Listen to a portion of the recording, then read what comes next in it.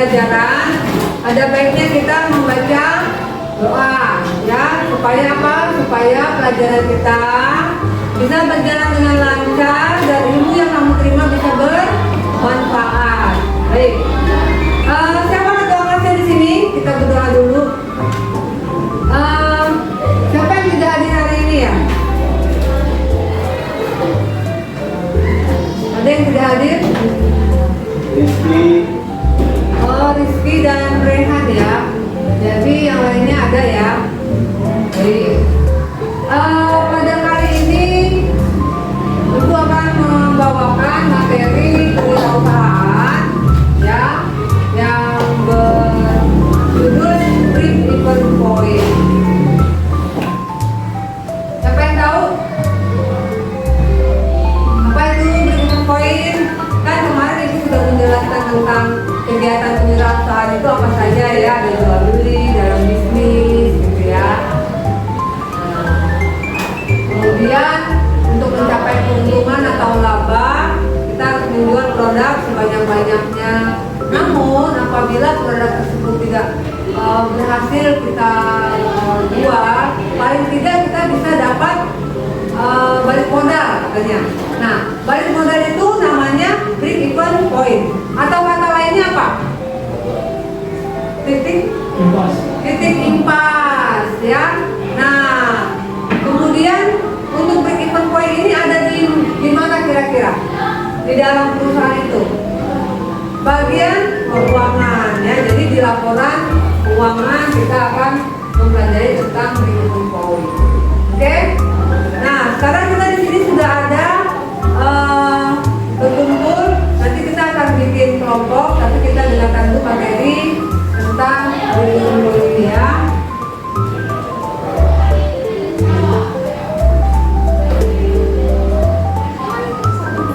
Nah, ini yang dimaksud dengan break even point. Break even point adalah titik di mana total pendapatan sama dengan total biaya, ya, sehingga perusahaan tidak mengalami laba maupun rugi. Berarti imbang kan? Berarti apa namanya itu?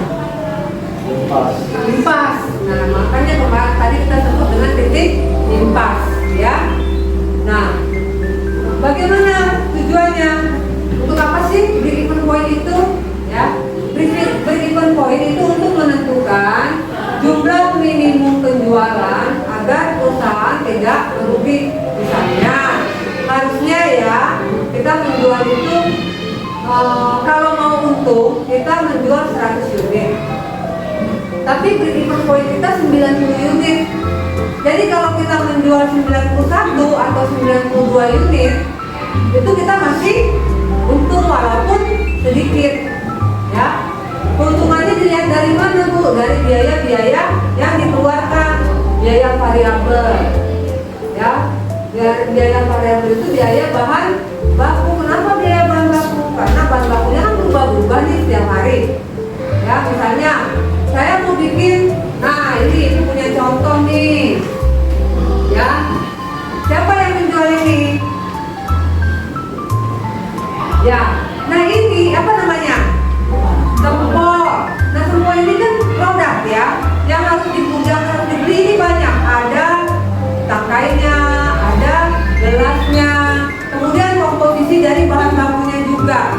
Nah, ini misalnya kamu menjual satu hari berapa ini? Berapa gelas ini? Satu tusuk. Ada 6 gelas. Satu gelas ini, satu cup ini isinya berapa tusuk? 5 ya. Nah, satu gelas ini isinya 5 tusuk. Sedangkan kalau kamu membeli bahan mentahnya gelas ini, kan belinya satu serop panjang kan? Nah, itu isinya berapa? 50 pieces kan? Nah, kamu hanya pakainya hanya 5. Berarti ada bahan baku yang tidak perlu kamu beli setiap hari karena sudah dibeli langsung satu pak, ya. Begitu juga dengan tusuk satenya. Kita kan nggak mungkin setiap hari beli tusuk sate 5 biji, 5 tusuk, ya kan? Pasti kita belinya satu plastik udah dipak sama mereka, ya. Nah, jadi kenapa kita namakan variabel? Variabel itu yang berubah-ubah, ya, jadi jumlahnya tidak tetap. Nah, kenapa? Karena ada yang perlu dibeli, ada yang tidak. Begitu juga dengan misalnya di sini pakai tepung, pakai ayam, gitu ya. Nah itu juga kalau kita bikinnya tidak banyak, tapi kita stoknya banyak untuk dipakai bisa buat 2-3 hari, ya itu tidak bermasalah, ya. Jadi itu dinamakan variable cost. Tapi kalau fixed cost, ya biaya tetap itu apa contohnya? Gaji, ya, gaji karyawan atau buat kita juga kan udah capek nih, ya kerja. Minimal kita bisa lah buat ongkos kita, buat beli pulsa, gitu ya. Nah kita perlu keluarkan itu untuk kebutuhan kita yang membuat, oke? Nah itu namanya variable cost dan fixed cost. Itu yang mempengaruhi break even point. Jadi kita bisa dapat untung kalau biaya-biaya tersebut juga tercover, gitu ya. Nah kita lihat lagi apa saja yang ada di dalam break even point atau titik point. Ya, ada biaya tetap tadi yang disampaikan, yaitu biaya yang tidak berubah meskipun volume produksi berubah. Misalnya biaya sewa tempat kalau kita nyewa tempat lokasi usahanya. Kemudian biaya gaji kalau kita pakai karyawan. Paling tidak kalau kita menggunakan tenaga kita sendiri, ya kita harus menghargai tenaga kita yang sudah berusaha, ya, untuk melakukan kegiatan proses wirausaha itu. Kemudian ada biaya variabel, ya, variable cost, yaitu biaya yang berubah seiring dengan volume produksi. Misalnya tadi bahan baku, ya. Oh, kalau volume produksinya banyak, otomatis kita pakai bahan bakunya banyak. Tapi kalau kita jualnya sedikit, ya bahan bakunya sedikit. Dan kalau kita belinya banyak, berarti masih ada sisa untuk besok dan lusa atau kemudian hari kita tidak perlu membeli bahan baku lagi, ya. Harga jual per unit. Nah ini ada di dalam EP. Harga jual per unit yaitu harga yang ditetapkan untuk setiap unit produk. Kamu jual ini berapa? Rp5.000, isinya 5 tusuk. Nah kira-kira break even point atau untung atau rugi, ya, itu nanti bisa kita hitung dari sini, ya. Nah kemudian margin kontribusi. Margin kontribusi itu adalah selisih antara harga jual dan biaya per unitnya, ya. Harga jual dengan biaya yang dikeluarkan kira-kira kita nanti akan mendapatkan uang atau rugi. Nah itu ada perhitungannya, ya. Nah ini namanya perhitungan break even point. Nah gimana sih rumus break even point? Oke, ini lihat, ya. Break even point itu biaya tetap, ya, dibagi harga jual per unit dikurang biaya variabel per unit. Nanti ada, ya. Harga jual per unit 5.000. Biayanya untuk membuat ini 4.000 misalnya, ya. Nah, kemudian dibagi biaya tetapnya yang setiap bulan kita keluarkan, gitu ya. Misalnya kita mengeluarkan biaya tetap kita sebulan itu 200.000. Nanti kita dibagi, ya. Nah, jadi BEP dalam rupiah, karena kita pakai mata uang rupiah, ya, yaitu BEP per unit dikali harga jual per unit baru dapat dia kita laba atau rugi, tuh, ya. Jadi di sini ada contoh perhitungan. Oke, hai. Halo. Masih semangat? Iya, masih pagi dong, harusnya masih semangat, ya. Semangat pagi. Pagi semangat. Kita lanjutin, ya. Nah, ini adalah contoh perhitungan BEP seperti yang tadi sudah ada di rumus. Nah ini dia contohnya. Kalau biaya tetapnya ini misalnya yang dijual sama dia ini bentukannya misalnya handphone atau laptop atau apa, ya, karena juga jutaan, ya, bukan ini, bukan produk yang bisa dikonsumsi. Biaya tetapnya misalnya 150 juta, yaitu apa? Biaya sewa dan biaya gaji misalnya. Kemudian biaya variabelnya per unitnya 1 juta, berapa ini, ya. Nah, kemudian harga jual per unitnya 2.500.000, ya.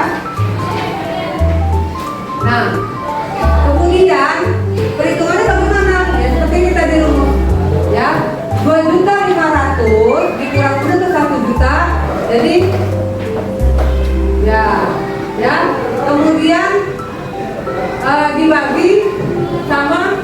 150.000. Dapatnya 100 unit. Jadi ini 2.500.000 dikurang 1 juta kan 1.500.000. 150 juta dibagi 1.500.000 100 unit.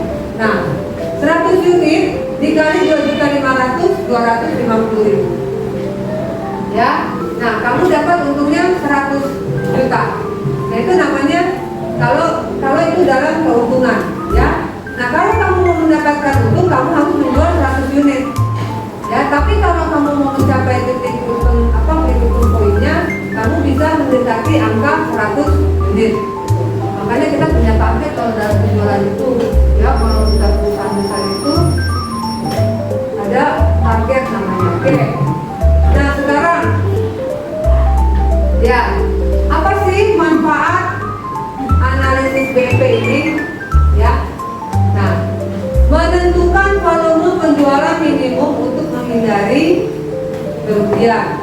Ya, kita nggak mau namanya kita berusaha jualan terus rugi dong, ya. Kayaknya untung kan. Nah, jadi kalau kita belajar tentang analisis BEP ini, maksudnya adalah seperti ini, ya, menghindari kerugian. Kemudian, ya, merencanakan strategi pemasaran dan promosi. Jadi kalau misalnya produk kita ini menurun, kondisinya penjual kurang interaktif, kurang potensial, bagaimana ya kita melakukan pemasarannya? Sekarang kita melakukan pemasaran bisa dari mana aja? Pemasaran langsung, nanti kita menawarkan secara langsung. Tapi bisa juga melalui online, ya. Berarti kita menggunakan media sosial. Coba, media sosial apa saja yang kalian ketahui? Instagram. Oke, Instagram, betul? TikTok. Kemudian apa lagi? Facebook, ya. Nah, Facebook kan ada marketplace-nya kan? Nah, kemudian banyak sekali, ya. Ada Lazada, ada Shopee, ya. Itu media sosial yang aplikasinya lebih mengarah kepada untuk penjualan produk gitu, ya, atau kebutuhan konsumen yang lainnya seperti pembayaran, ya, macam. Nah, merencanakan strategi pemasaran dan produksi. Kalau kita sudah kondisinya kita hampir merugi atau jangan sampai merugi, ya kita manfaatkan media sosial tadi sudah kita sampaikan. Ya, membantu dalam penetapan harga jual produk. Ya, kalau gitu kayak kita nggak bisa deh jual setengah juta. Kenapa? Konsumen pada lari. Yang lain, ya, dia bisa membeli dengan harga yang lebih murah dengan produk yang sama. Walaupun misalnya kalau zaman sekarang kan orang sukanya yang KW-KW gitu, ya, nanti masih bisa dipakai. Terus produknya juga nggak jauh beda lah fitur-fiturnya misalnya gitu, ya. Nah, kemudian mengukur dampak perubahan biaya terhadap keuntungan. Nah, kira-kira apa yang bisa dilakukan, ya, kalau misalkan kita mengalami proses stagnansi atau tidak berkembang. Nah, tapi kamu jangan khawatir karena break-even point itu bisa dilihat setelah kita melakukan usaha kurang lebih 1 tahun. Jadi kalau di 1 tahun pertama kita merugi, itu masih dalam tahap adaptasi, ya, masih wajar karena masih baru startup, prosesnya masih panjang. Tapi kalau sudah di atas itu, nah, sudah mulai berpikir, ya, bikin gebrakan yang kira-kira bisa menaikkan harga jual dan penjualan produk kita. Minimal produk itu dikenal dulu, ya, di mana-mana. Oke. Nah, dari sini ada yang mau ditanyakan? Silakan kalau ada yang mau ditanyakan. Nah, kalau tidak ada yang mau ditanyakan, gantian ibu yang bertanya. Oke. Nah, lihat ini. Di sini ada soal, esai, dan jawaban. Silakan kalian buka buku kalian. Kemudian tolong dijawab soal ini. Ini masih soal refleksi, ya. soal saja, ya. Ini soalnya, tulis jawabannya. Silakan kalian kerjakan di buku kalian masing-masing untuk jawabannya.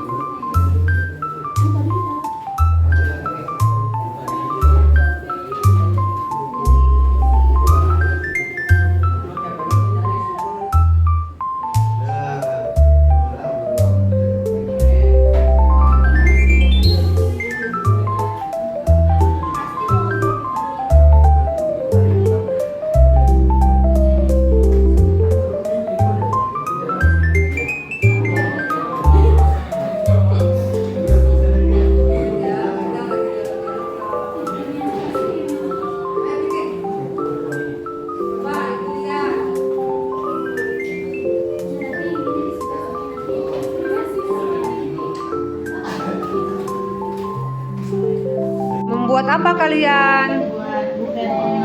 Oh, membuat buket. Jadi ceritanya mau usaha buket? Iya. Oke. Nah, kelompok ini mau membuat apa? Es kemil. Oke, good, good. Itu bakal jadi usaha yang bagus kalau di manage dengan baik juga ya. Nah, sekarang kelompok ini mau bikin apa? Ah, es kulkul ya?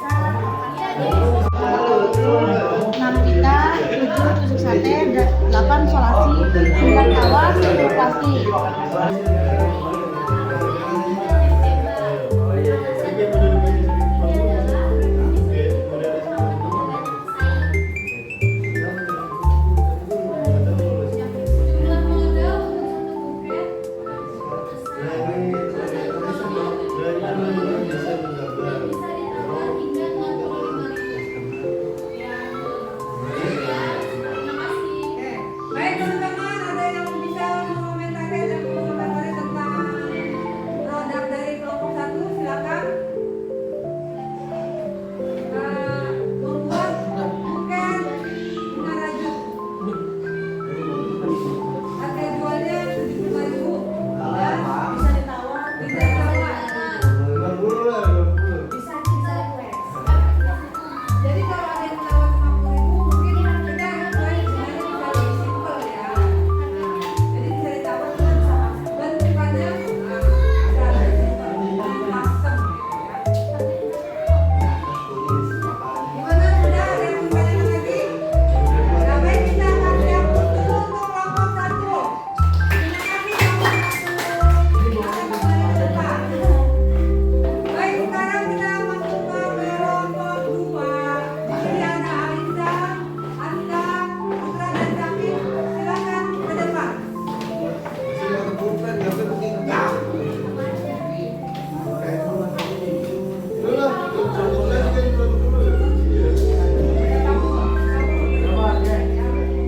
Ya, berdiri di depan yang rapi. Kemudian silakan kamu presentasikan produk apa kira-kira yang kamu lakukan. Berkatun saya dari kelompok 2 ingin produk dari kelompok saya itu Cara membuatnya alat yang digunakan yaitu alat